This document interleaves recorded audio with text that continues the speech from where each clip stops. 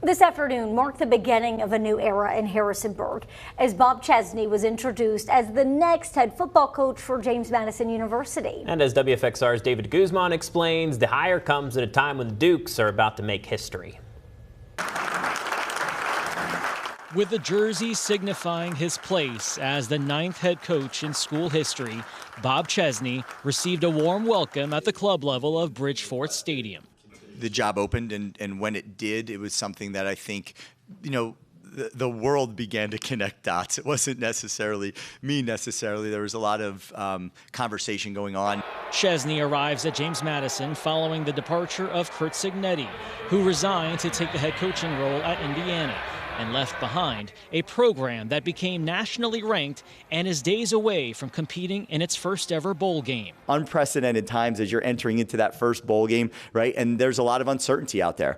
I could feel in the room when I met with the players, I could feel just their angst and the pressure on them and the uncertainty. And my job is to make sure that, again, I am able to sit with them and get a chance to meet and learn every single one of them, because we have big goals ahead, but it's going to start with trust. From the moment Curt Cignetti resigned to the announcement that Bob Chesney would take over the James Madison football program, that process took about a week. But it only took Jeff Bourne, the outgoing athletic director, just 10 minutes within meeting him to realize that Bob Chesney was the one to lead James Madison into its next chapter. For us, I think we had all the factors that any coach would really want to find in an institution. And for me, I'm looking for the right skill set. And then I talk about the character of the individual, their ability to succeed and do well in our environment. Absolutely critical. And again, with Bob, all those things were present.